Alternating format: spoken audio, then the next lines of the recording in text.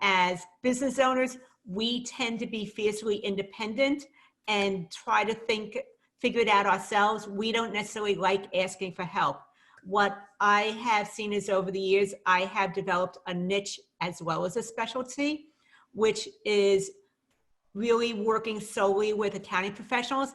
And what I loved doing is helping them have a highly profitable business by looking at where they're leaving money on the table, specifically the pricing piece. How do you communicate your value? How do you separate your fees from time? How do you have a business where you're highly serving your clients and it's also supporting your lifestyle as well without having to compromise? From 2018 to 2020, I have been on the list of top 22 business coaches by HubSpot. And I am just thrilled to be continuing to partner with you.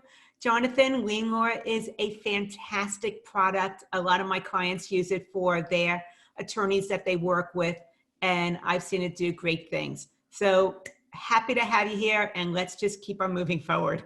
So thanks, Loren. It's, I really mean this in all sincerity. The collaboration has been great. I mean, we're on I think this is our 8th webinar we've done together. It's fluid and it's fun. And I think what is really of value is your specificity and focus into accounting. What we learned in LeanLaw and why we focus on law and not try to be a general tool is that the more we niche, the smarter we become and the more fluid we become in terms of learning what our customer needs are and how that translates back into our product. So niching is actually liberating because you can separate out all the noise. We don't need to be a tool for architects. We don't need to think about those requirements. So I just want to set the stage a little bit as we move forward into this. This is the second, as we mentioned, of a third of the 3-part series. So if you could just give us a little overview of the 3-part series at a 10,000 foot level so the group has context. Not everyone obviously listened to the first one, and then help the group understand what they're going to learn today. So let's just set the table for where we were, what we're going to learn today, and where we're headed. Okay.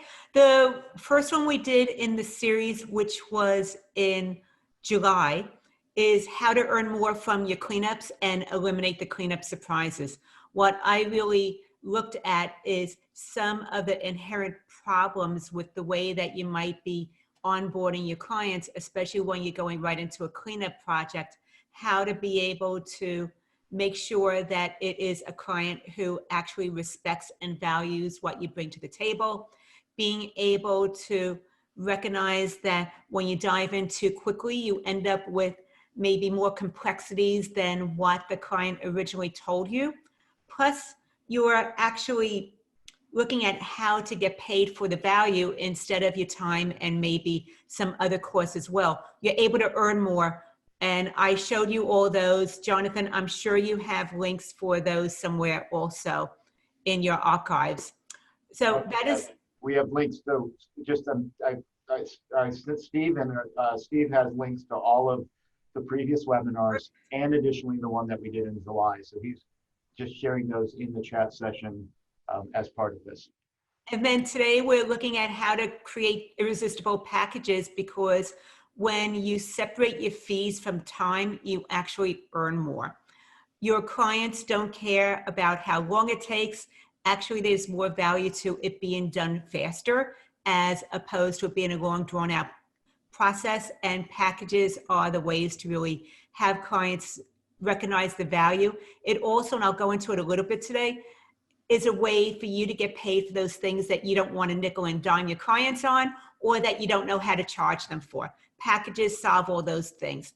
And then the third one, which we're doing in November, is going to be 3 ways to stop attracting the wrong clients to your business, because you might be doing subtle things that can be changed that actually pre-qualifies a client and really has clients who are price sensitive or ones that you don't enjoy working with, have them self-select out before they ever get on your calendar. We're going to show you how to start to really avoid attracting those wrong clients to your business so that you're really working with clients who highly value, respect you, and are happy to pay your fees.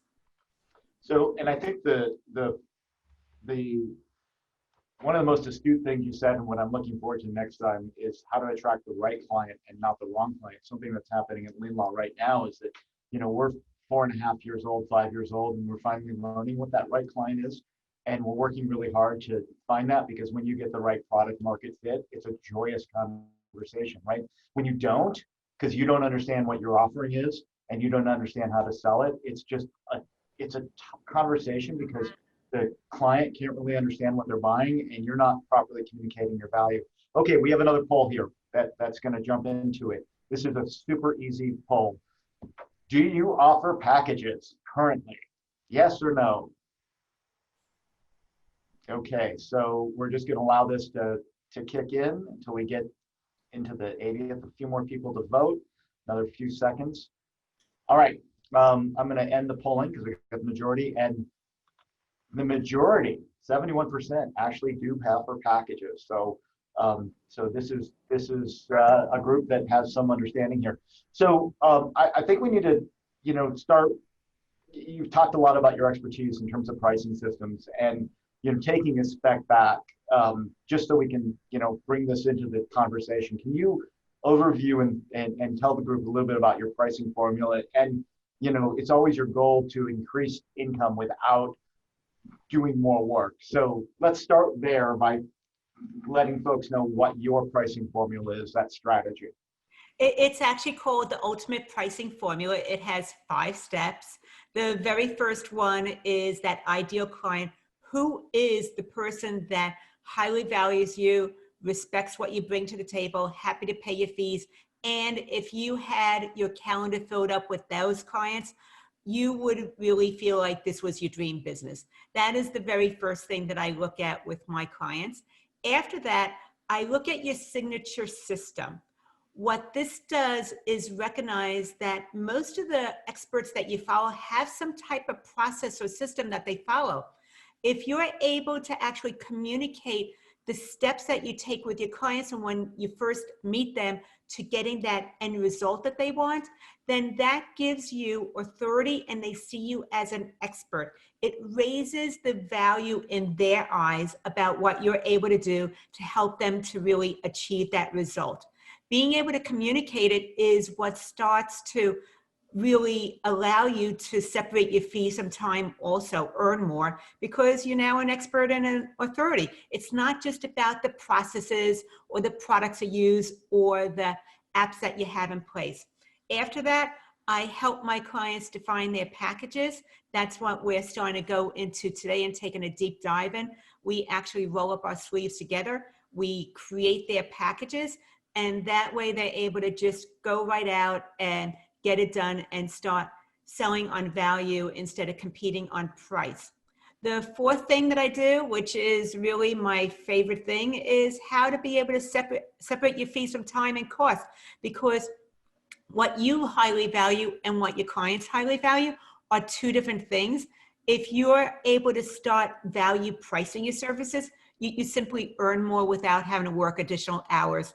It is then going to increase your cash flow, you're more profitable. You can then advance your business at a faster level than when you're charging by the hour or giving fixed rates. It just changes everything, not only about your business, but about your lifestyle as well. And then the 5th part is strategy and marketing. How do you get in front of those people? How do you attract those right people to you?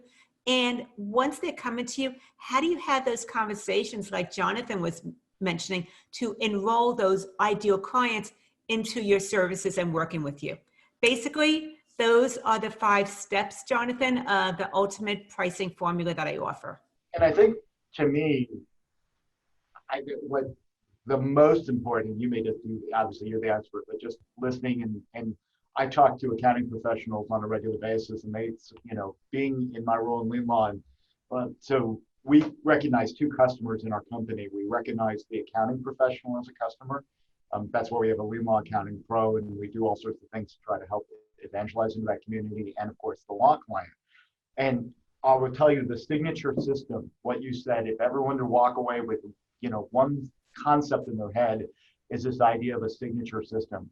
It just, to me, seems that series of workflows is the catalyst that everything downstream is created, because if you do not have a signature system, it's very difficult to ever create repeatable best practices. And how do you ever communicate that? How do you ever market that? How does your client ever connect with that? So I thought that that's something that really connected and resonated with me. So I want to take a step in a slightly different direction. So now that we kind of understand this pricing, I think it's important that we think about the customer. We keep talking about this sort of product market fit and their mindset.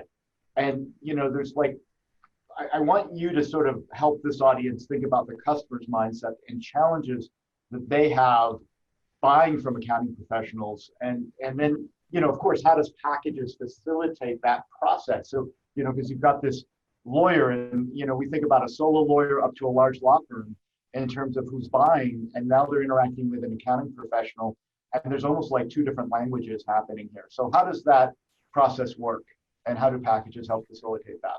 Well, the first thing is lawyers will probably ask you your hourly rate, because they're still mostly wedded to a billable hour as well. That's their frame of reference. However, I will let you know that's all the accounting professionals that I work with that are working through with attorneys and using the LeanLaw product, they are offering packages, and their attorneys are signing up for packages.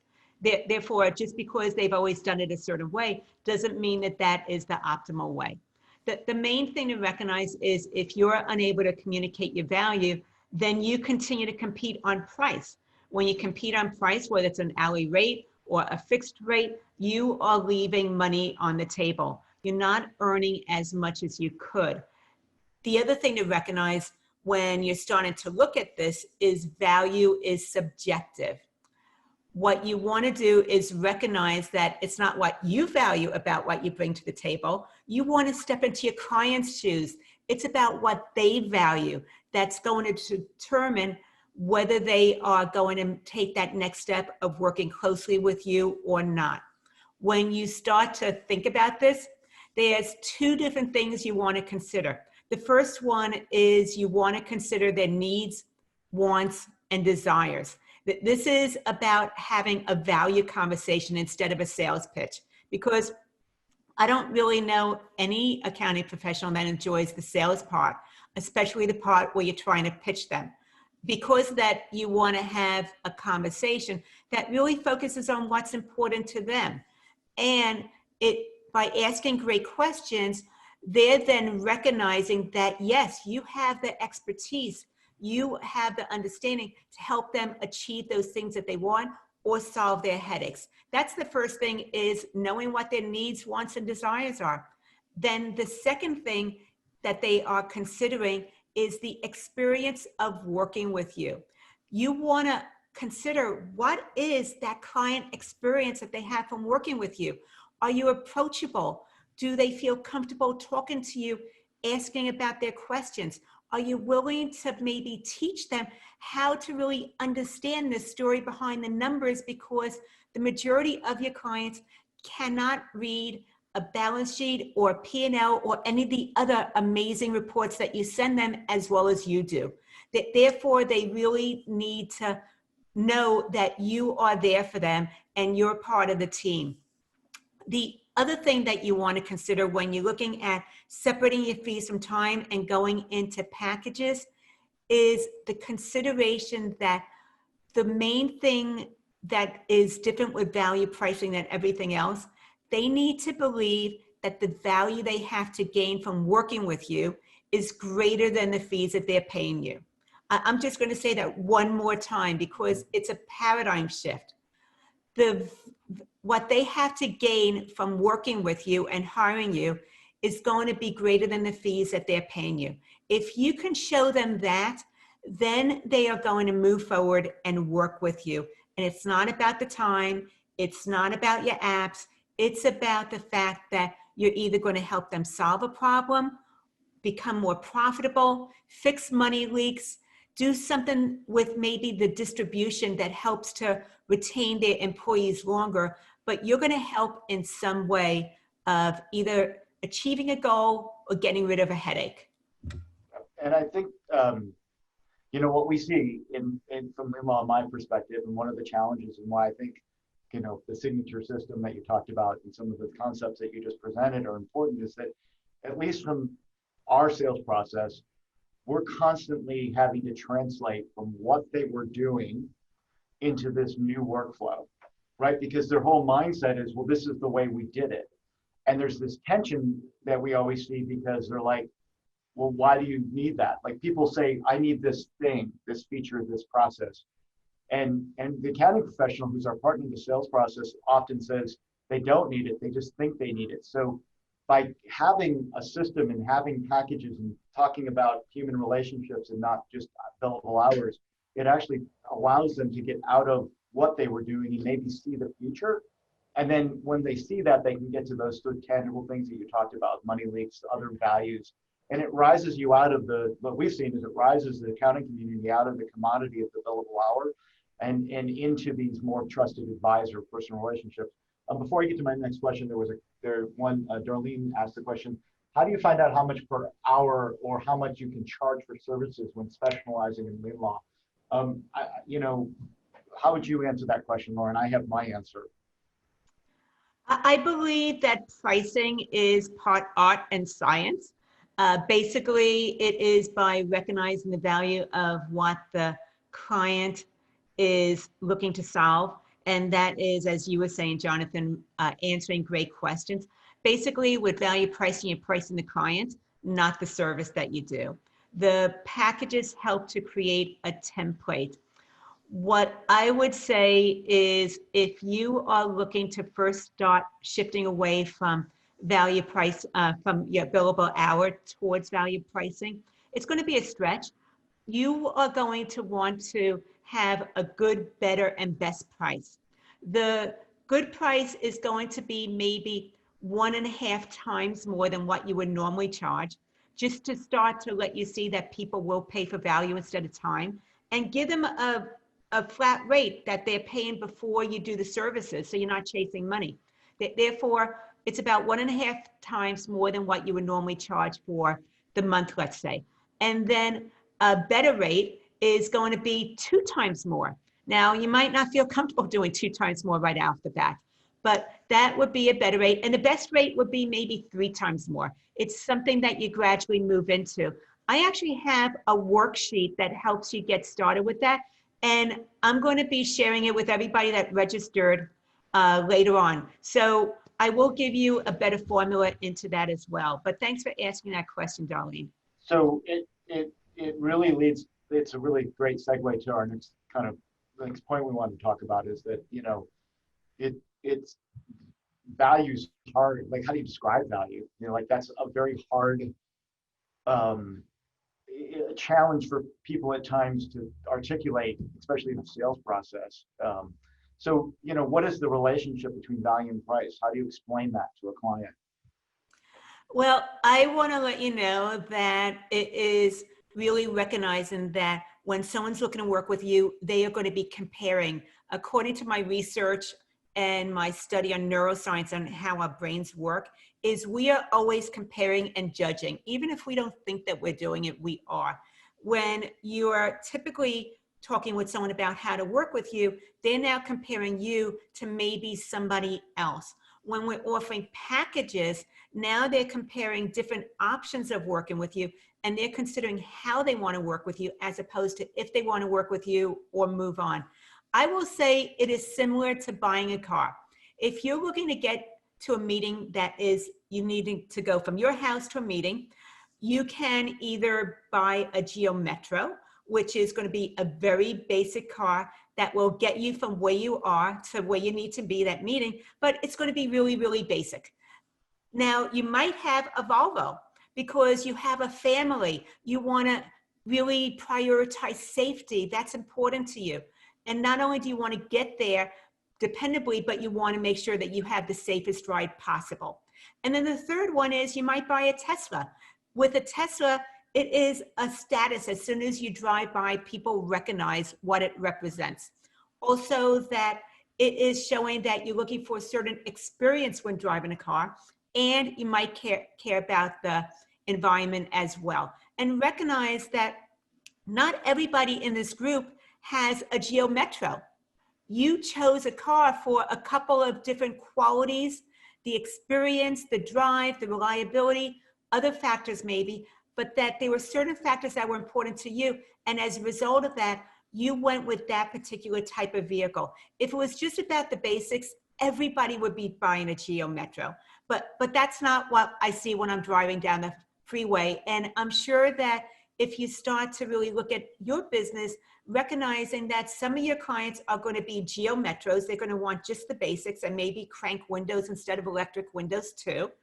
There's going to be the majority of clients that go into that mid-sized car, they're going to want really the main features that you offer, and there'll be some average things that they need. Those are the Volvo buyers. And then there's some people that want exceptions. They want more access to you. They have more complexities.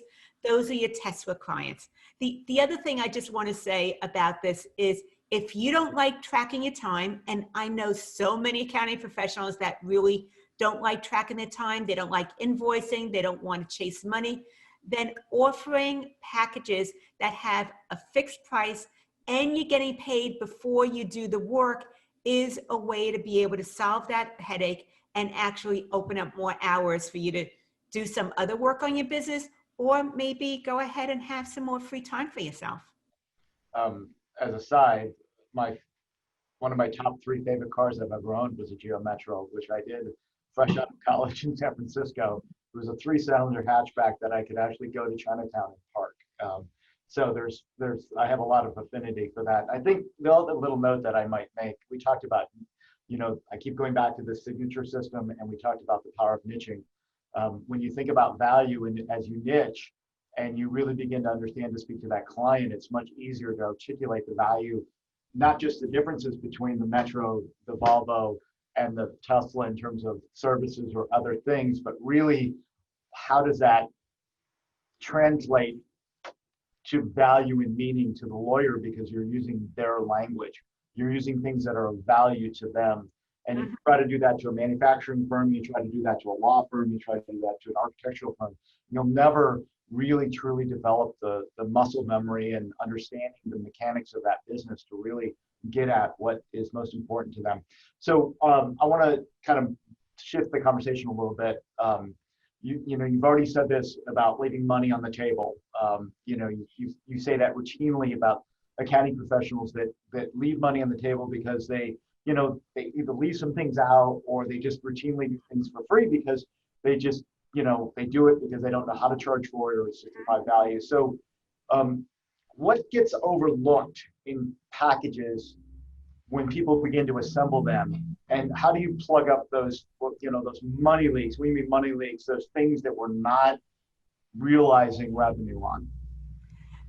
Jonathan, the very first thing that gets overlooked with packages is that the outcome gets overlooked. When you're thinking about packages, most people are putting in the tasks, the compliance piece, the reports, maybe how many transactions, how many bank accounts, how many credit cards they have, but they're overlooking that each package is going to deliver a certain outcome.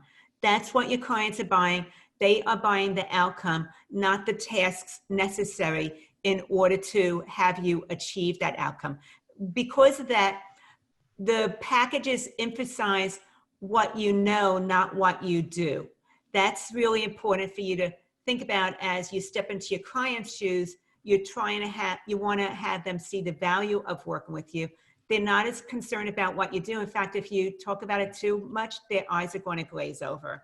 They just want to know if you can help them fix a problem or achieve a result. The things that I look at is really, first you have to have that ideal client.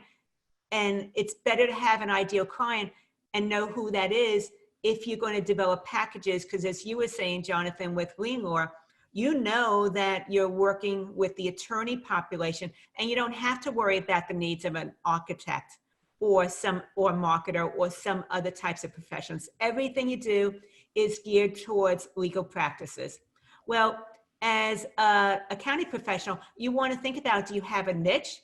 Do you have a specialty, or both? Because coming from an accounting perspective that works with attorneys, it might be that, yes, you're focusing on the legal industry, but I'm going to bet that estate planning attorneys have some different needs and requirements than criminal lawyers do.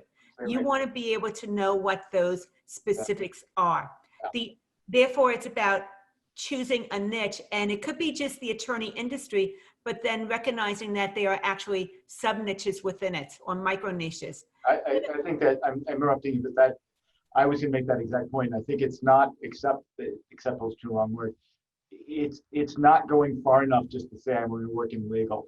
You really want to take it a step further, because when you're talking to a family law attorney that's doing lots of fixed fees, they're taking trust money, they're, and it's all about that sort of, almost retail-like business in the sense that they have lots of clients with smaller products, versus a contingency attorney that it's all about expense management and cash flow because they're doing everything on spec. Those are two entirely different conversations, and they're different accounting needs. The cash flow of a contingency firm could be the most critical thing in capturing and articulating those expenses and dispersing the trust, versus the family law might have a totally different thing. So it's really having the dexterity to go from conversation to conversation. I didn't mean to interrupt you, but that was the point I really wanted That's fine. That's one part of the ideal client. The other part is, if you like having the variety, then maybe you want to consider having a specialty. For you, a specialty might be forensic accounting, or it could be taxes.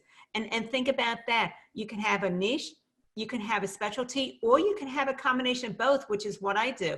Now, my niche is the accounting profession. My specialty is on the pricing side of it. I've combined both, and I found that for me personally, that's my sweet spot. But there's different ways that you can approach it, and wanted to give you all the options.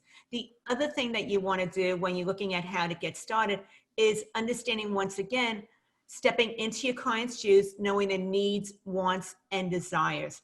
Then once you know their needs, wants, and desires, you can actually start to list services and find out, okay, these things in this silo help them to achieve that result or take care of that problem. And as you're doing that, you're going to build it out to where there's going to be that Geo Metro, the Volvo, and the Tesla packages, because even within that, there's going to be complexities, which I'll probably be going into in another moment or so. I want to add one little comment here, Loren, because I get, again, current professionals ask me, advice about attracting lawyers. And I then go and look at their websites and look at sort of the services offered, which would be the catalyst into a package. And they state the obvious. We do AP, we do AR, we do payroll services. And I want to tell everyone, that's like selling a car and saying that the car has tires. No one hires an accounting professional and doesn't think that they do account reconciliation in AP and AR and HR. What the lawyer wants to hear is that you do things that are of value to them. Like, I can reconcile your trust account. I can help you do compensation reports. I can help you understand cash flow if you're a contingency attorney, things that are really of value and meaning to them. So don't just think that your basic core services are enough. They expect that. I mean, you want to state that. I'm not trying to dismiss that, the importance of it, but you need to go deeper in thinking about what it is of value to that, ideal client. I constantly see that on people's websites. It's like, it doesn't say anything to a lawyer.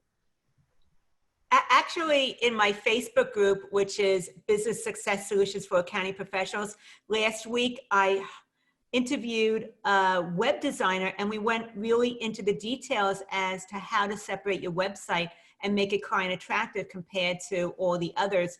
So thank you for just going there with that, Jonathan. Yeah. So let's go back to the plug the hole. So we talked about the ideal client, we talked about the niche, and so summarize that, because I got us off point. Summarize this back, like, what is the absolute things that, how do you plug those holes? How do these, I guess let me ask the question slightly differently. How do these things actually plug the holes?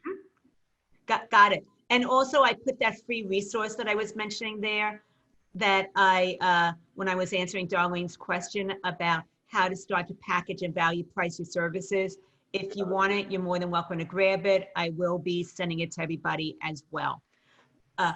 As you're starting to look at plugging those holes, what you want to do is, this is where you want to get out your Excel spreadsheet and start to list all your services on a spreadsheet. List everything, the things that you charge for, as well as the things you do for clients that you never charge for because you don't know how to, or you feel that it's nickel and diming them. Go ahead and think about that. Then what you also want to do is think about, okay, what are the specific problems that you are solving for your clients? What's possible for them? Are some of the things that you're doing maybe payroll, or you're helping them be aware of their cash flow? You do forecasting for them. What are some of the things that you're doing to really help solve for your clients? Then what you want to do is, now that you know those things that you solve for your clients, take the list of services on your Excel spreadsheet and apply the one services that you do to solving that particular problem. Now you're going to actually start to have results-based packages that you can offer your clients, and you're bundling services together instead of doing it a la carte. I did this with one of our mutual clients, actually, Susan. Basically, when I first met Susan, her business was running her instead of her running her business. She was trying to be all things to all people. She was very fragmented in many, many different ways, and she didn't take charge of her business. We started to shift that around by, once again, creating a workflow of how to onboard clients in order to bring on really ideal clients. But we also developed packages pretty quickly. Basically, I helped to design 3 packages, like I'm talking about what we're talking about here. I call them silver, gold, and diamond packages. Basically, the silver is the Geo Metro. It is the bare essentials of what your clients need in order to be able to have some understanding about their cash flow and be able to keep their business running. It is the very basics as far as reports go and keeping everything up to date and organized. Then there's going to be the gold package. This is where the majority of your clients are going to fit in. You're doing things that are meeting the needs of the majority of your clients, and maybe a little bit more than that. You're giving them some additional, maybe you're giving them some consulting time or advisory services in addition to that. This is what I feel is financial housekeeping. It keeps them informed about the financial health of their business. Then you're going to have that third package, which is the diamond package. This is basically looking at clients who have more complexities. Maybe they have more than one business entity. They have a larger firm than the majority of your firms are. They are looking at possibly budgeting, forecasting, growth strategies. They want your input to be able to help with that. They might also need reports about distribution, making sure that, well, they all need to make sure they're compliant with their IALTAs. That's just a given with the legal profession. But they need things about distributions, because if their distributions aren't accurate, and trust me, they don't understand their distributions as much as you think they do, then it affects their retention with their partners. So think about those different things and how you can have that very basic silver package. Maybe it's for a startup, a law firm, or a solo practitioner. Then the gold package might be for the majority of clients, and maybe the majority of clients have maybe 5 to 10 people in their firm. The diamond package might be more complexities, where that could be 10 or plus in a firm. So those are some of the things to think about. So I have two questions, Loren, and Nick asked a question too. Nick, I'll get your question 1 second. One is that I think sometimes people just make their packages as they move up from the silver to the diamond about value. And how do you coach value versus volume? Meaning, I've seen people say, okay, we're just going to you're bigger, so I'm going to charge you more. And then, of course, that there is merit in the idea that people are doing more work, thus they have to charge more for bigger packages. But to me, it seems like that, how do you coach an ideal client seeing the value as they go up? That's my first question. And then my second question is, do you always have to have 3? Is it, do some people have 2 or 5? Let me answer one at a time. The first thing with value, it starts with that very first meeting.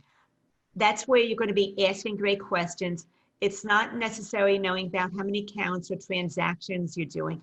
What you want to find out is what it is that they want to achieve, what it is that's really important to them, and maybe some of those long-term achievements, how you can help them to really achieve those things, because you're giving them the financial information for them to make strategic decisions or have awareness about what's going on with their financials. Because a lot of times what they think is happening and what's really happening are two different things. The other thing is that the value is not the technical part or the compliance part of it, but it's about how you are able to give them information that they can actually implement and use in their business, how you may be able to see something as far as a pattern that they're not aware of, and you're now bringing it to their attention to maybe plug up a money leak where there might be redundancies or unused subscriptions, and helping them to become more profitable, or being able to help them expand and grow because now you can help them with budgeting or forecasting. So how can you take what you know, because of the fact that you understand the financials, and give them that information to help them really grow their business? That is the biggest part about value, is really not just giving them the information or doing things behind the scenes, but giving them the information in a way that they can actually put it into play and it makes a difference in their business. The second part with packages is 3 is the sweet spot. Studies and research that I've done on packaging options, how people buy and make choices, is when you only give them one option, then they're deciding whether to work with you or whether to move on and work with somebody else.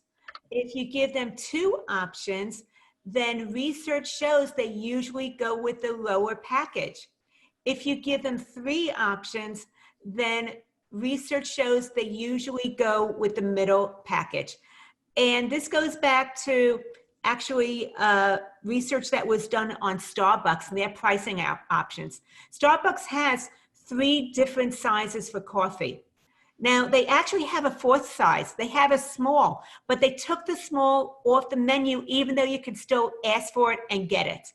I just want to let you know that. Can you call it a small, or do you have to use some Italian? No, it's called a small. The next time you want less than 12 ounces, ask them for this. I would actually do another poll saying of the audience, how many people actually go into Starbucks and actually use the Italian name or the English name? I always say medium. I want to make. I just want to wrap up and say that Sorry. With the way that we make decisions, 3 is the sweet spot. The majority of clients will go into 3. Plus, you'll be earning more money by having those 3 different options. I have sort of a follow-up, which I was thinking about in real time, saying if someone bought the basic silver package, but then, trust compliance, which is technical, do you ever recommend add-ons? So when we think about pricing strategies in LeanLaw, sometimes we think about our basic version of a product, but then they could add on leads billing, which is a specific type of legal billing. Instead of getting the fancier version, they can do an add-on. So we get the and one. Do you ever coach add-ons? Yes. Having them to jump to the new pricing package? Well, when I was talking about Susan and how I developed her packages with her, not only did we have her packages, but yes, every client is unique, and sometimes there's additional things. We did have what I called an upsell column, which might be the a la carte or the add-ons. And that way, if a client needed payroll, but her other clients didn't, she can bring that into a package and then price it accordingly also. I'm just going to say, by Susan going away from the traditional hourly rate that she had into packages, she earned an additional $56,000 in 9 months. Plus, she went from working 7 days a week, maybe 60 hours a week, down to 20 hours a week. So not only did she earn an additional $56,000, but she went down to 20 hours a week because things were more, there was a better workflow. It was more productized in some ways. and she was able to pass more off to her assistant than she had before, because now she had systems in place, which means that she is not the bottleneck in her own business any longer. So I think that, what's so attractive about packages, not only for the customer coming into your ecosystem and understanding how to engage you and what the value you'll get, but also it takes so much tension out of the relationship. When you're billing hourly, lawyers get this a lot, that, who wants to be charged a 10th, 6 minutes increments for a quick phone call at $500 an hour? You don't make the call, or Yeah. you make the call only when it gets so painful that you're like, okay, I'll actually go make that call. And many times if they had, engaged the lawyer earlier, they would have mitigated some decisions that they made about emailing someone or calling someone from the legal standpoint. One other thing I'll really quickly say. Yeah, Jonathan, Oh, go ahead. you bring in a great question up, and I really want to highlight that point, because when people charge an hourly rate, as you said, they postpone, and something that was maybe a little problem or acute is now chronic. And in the long run, they might end up paying more to fix that problem than if they were in a package where they knew that it included some maybe additional outreach to you, or that it was set up to where they could ask you certain questions without having any additional charges. And now they come into you when a problem is small and an easy fix, as opposed to postponing it because they don't want to pay more fees to you. So that's a great point about the value of packages, and thanks for bringing that up. Yeah, I think it's also important to know that having more micro conversations with your client rises out of the sort of mechanics and gets into more intimacy, more interaction, and you get a deeper and more meaningful exchange back and forth, because you've taken the burden of money off the table. They just have built that budget into the opportunity. So, right. There's one other thing that I want to say, because I've seen this a lot lately, is some of my clients don't want to talk to their clients. They don't want to have all the emails. They don't want to have all the texts or phone calls. They really don't want to be talking to their clients. And what we've been setting up in their business is for their clients to have access to their questions and their answers, but maybe it is an assistant, or we're creating a client care manager position in their particular firms, so that an attorney can reach out to them, but they're not necessarily talking to you as the business owner, that professional. They're talking to somebody else who is actually assigned to talking with them. And that way, it lets the client have access to your firm and ask questions, but it doesn't necessarily bog you down if that's something that you don't enjoy doing. And one little side note is I wanted to make you spoke to one thing, and I wanted to add a little structure to it, which was this word contributions. So when, just from the law firm perspective, there is disbursements. So in a contingency matter with trust accounts, there's disbursements of the money from the trust account. And what Loren was saying is that many law firms muck that up in terms of getting the money out of the trust account in a compliant way.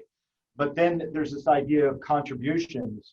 So in many law firms using what's called a hail and door model of compensation, there's this finder, minder, grinder mentality, which means that different compensation for who finds the work, the originator, who's responsible for the work, and who's the working attorney. The point is that compensation management, especially for partnerships, becomes an enormous value add in helping the law firm not only calculate it, but disperse that money back to partners and being able to document it. That's an enormous area of challenge for small law firms to manage not only what the calculation should be on those disbursements to the partners, but then of course the actual mechanics of dispersing the money. So trust accounting and keeping it compliant and being able to move money in and out is a very explicit area of value add.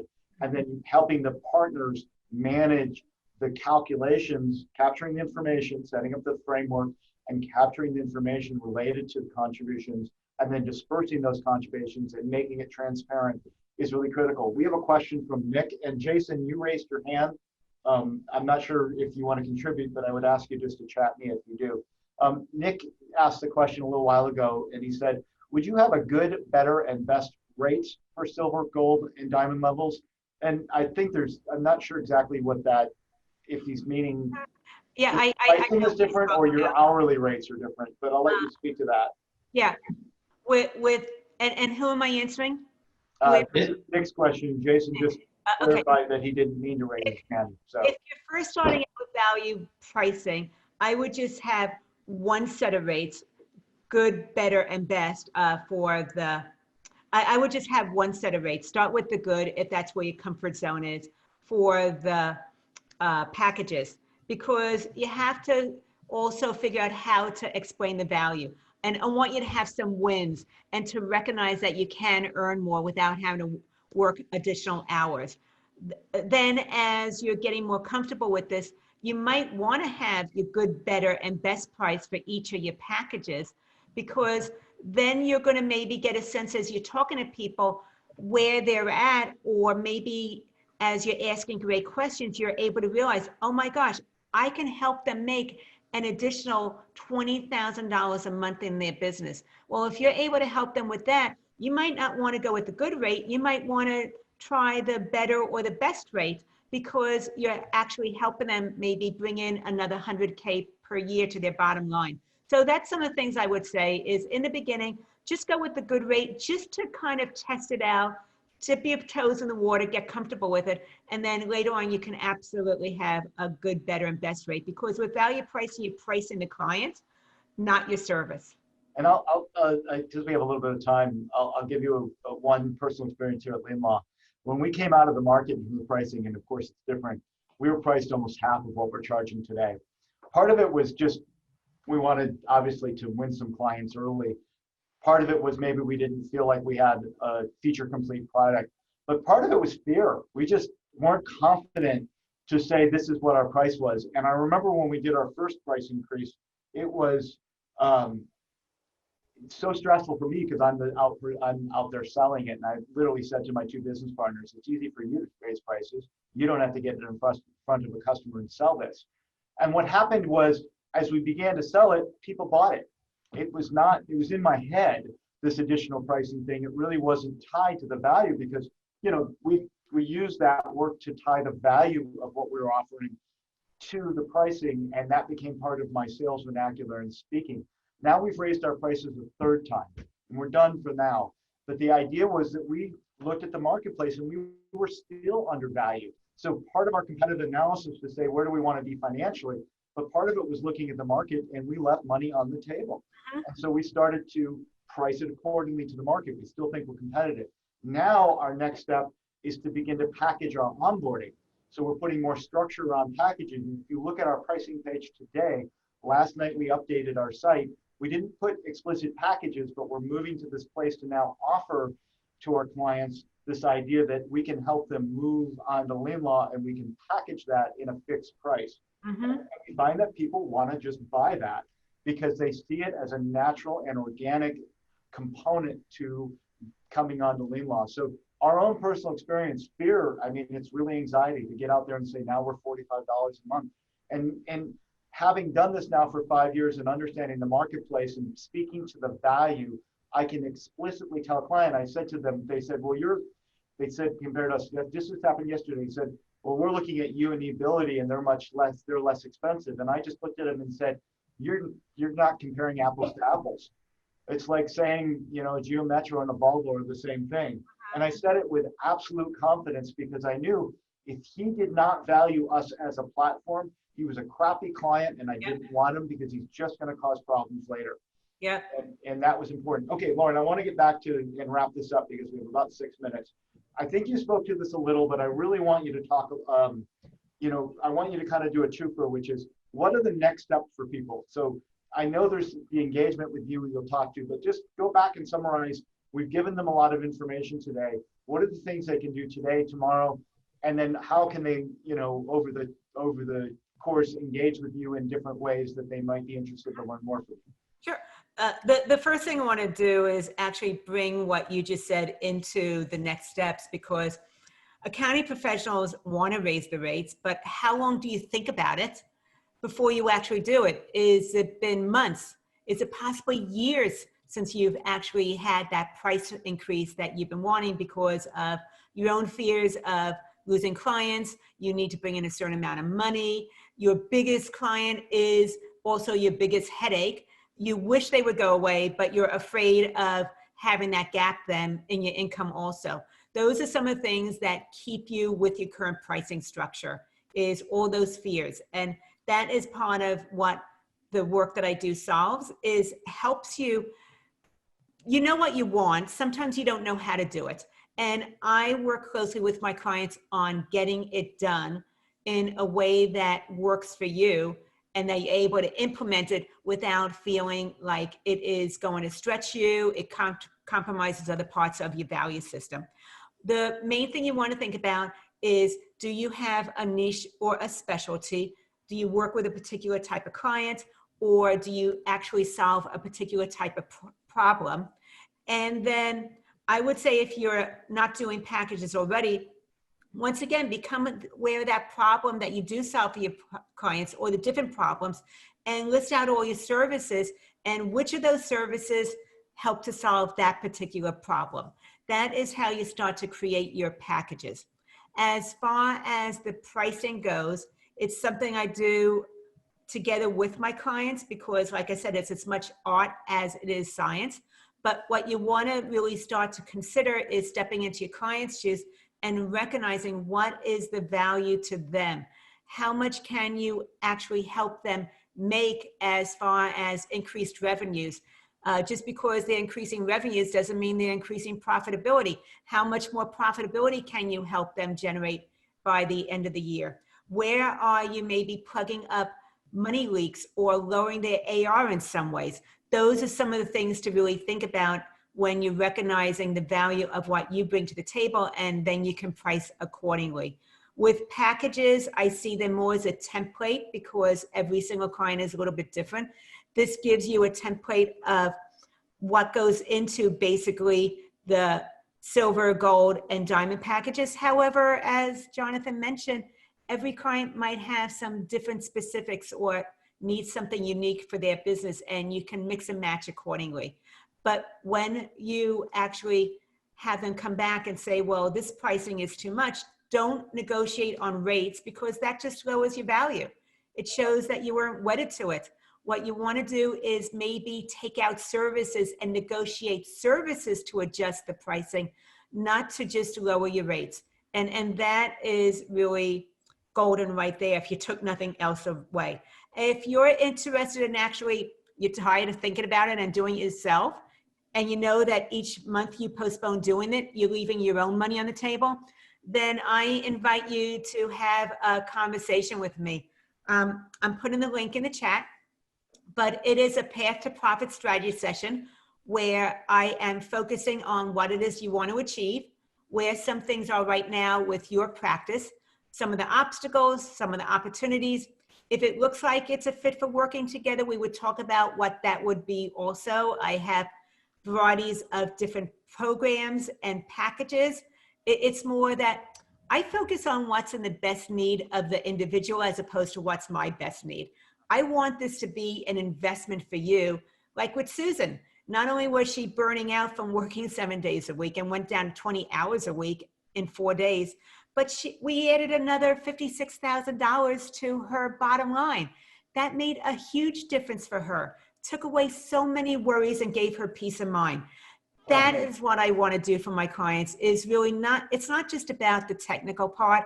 It's about the fact that when you get this in place, you have less stress, you're not as overwhelmed, you're working with clients who value and appreciate you, and you get to do some things in your personal life that you have had to sacrifice because you've been trading time for money. And it's just time to stop tolerating those things and have a business that supports your lifestyle. So I have 3 Path to Profit strategy sessions available.